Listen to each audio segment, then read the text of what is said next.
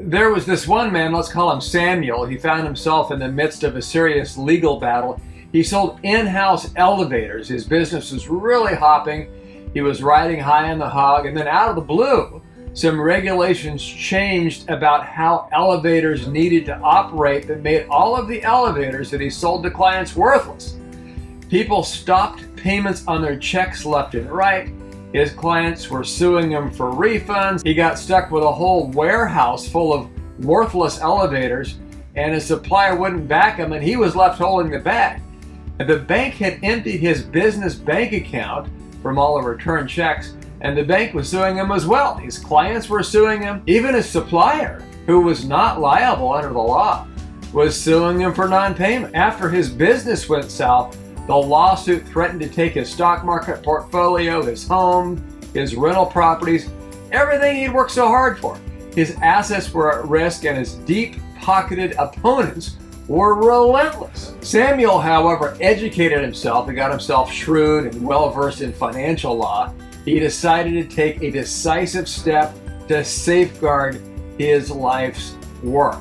With meticulous planning, Samuel called us and established a Cook Islands Trust, a renowned asset protection structure which placed his wealth beyond the reach of domestic courts and potential creditors. And fortunately, he called the right place because we've set up more of them, more Cook Islands Trusts than any firm in the world. And he transferred his funds into his trust, which was legally untouchable due to the robust asset protection laws of the Cook Islands.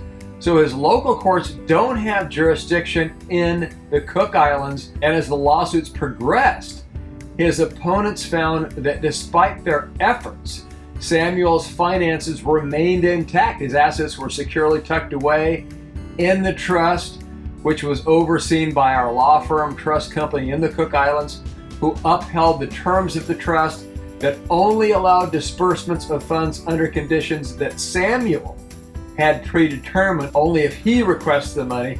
And despite the legal storm that had raged all around him, Samuel's foresight in setting up the Cook Islands Trust ensured that his financial security remained unscathed. The lawsuit eventually came to an end, all of the plaintiffs unable to penetrate the shield that the trust had provided. So John was able to continue his business endeavors, now with a greater understanding of the importance of asset protection.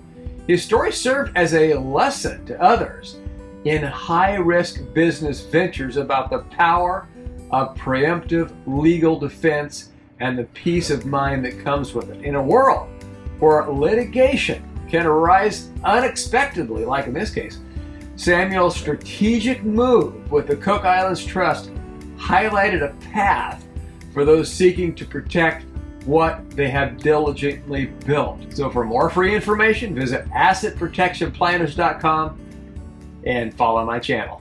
This is The Business Guy.